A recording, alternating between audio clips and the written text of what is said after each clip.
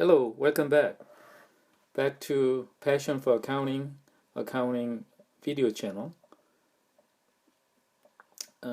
This is one of my personal drawing using only one of my fingers. A snowball rolls down from a heavy snowed high mountain top to the bottom. Just like that. I hope you can see, I really hope the snowball gets larger and faster, adding accelerated incremental amount of snow as it reaches to the bottom. Why is it? Well, please don't laugh on my drawing. Aren't you glad that I teach accounting, not an art? Well, I think you know that.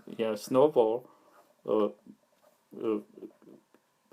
pick up the speed because law of the gravity, Mr. Newton, right? So speed gets accelerated. That helps adding more snow, and also the surface area of snow as it gets larger. That means adding more snow naturally, right? So, yeah, aren't you glad that I don't teach physics or math? Anyway, so today I want to talk about uh, the simple interest versus compound interest.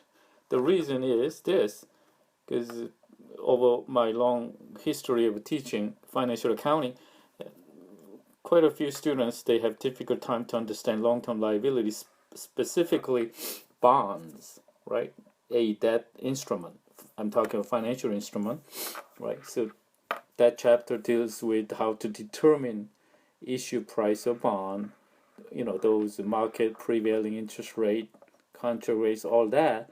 In order to understand that we have to have good understanding of our the concept of time value of money concept, which you might have learned in a math class dealing with present value, future value calculation.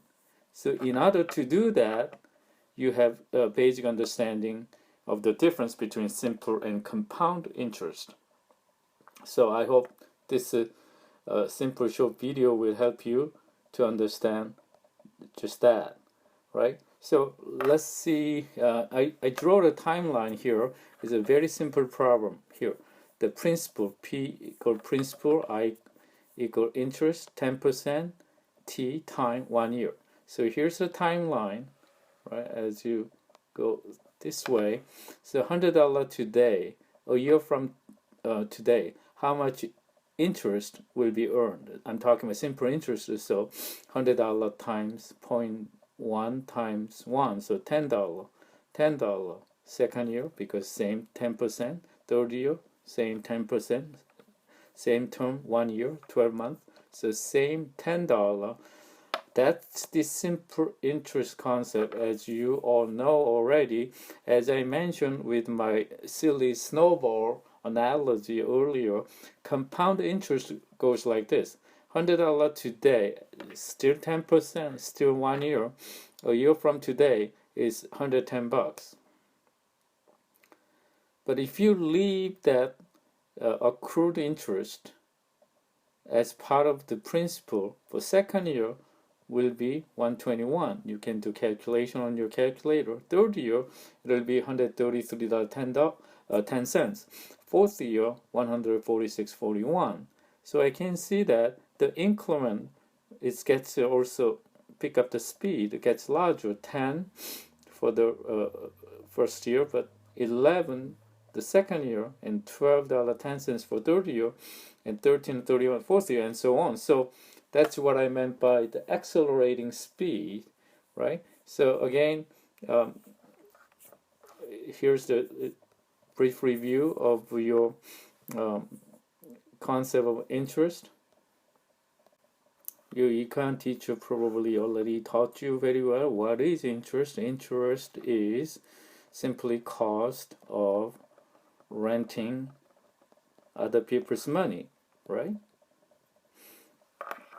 So it starts with the principal P, interest rate, usually referred as I, time, N. So, or some of you probably learn I equal P R T, principal, rate, and time, right? So let's do a simple calculation exercise using simple interest. You borrow $5,000 for 2 years at a simple interest at $6 annually. Calculate the annual interest cost, right? So I equal PRT, or interest equal to principal, interest, and time. There we go. So 5,000, 6%, and $600. Easy. Okay.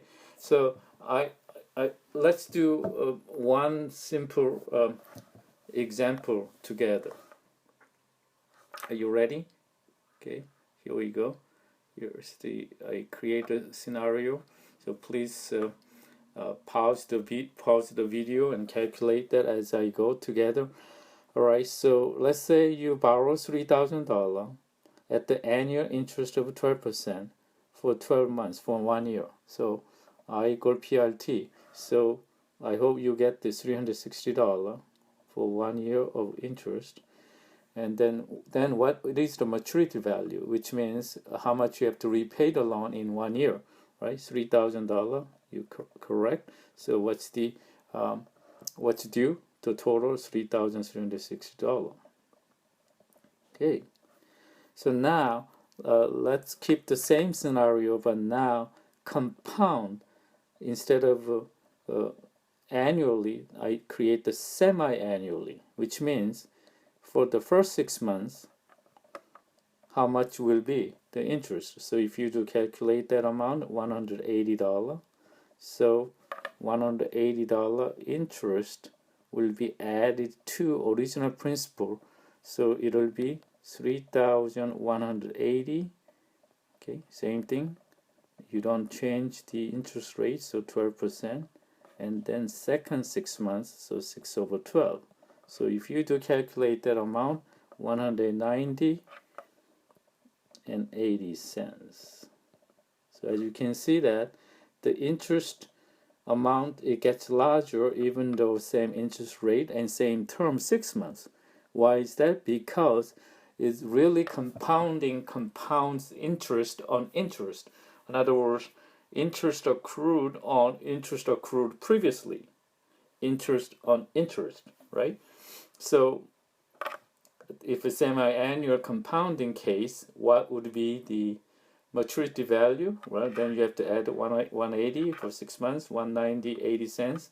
For second 6 months, you add those together, and then on top of that, don't forget to pay the principal amount of 3,000. So I did the calculation for you. So total of the three amount, I'm running out of space here, $3,370.80.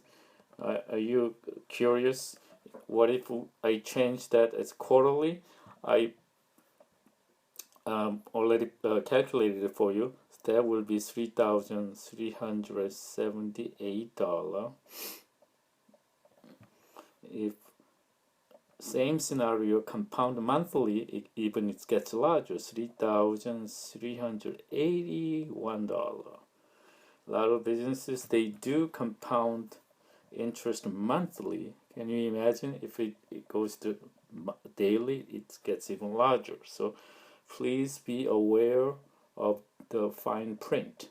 I hope this short video helped you to get the basic concept, difference between simple and compound interest.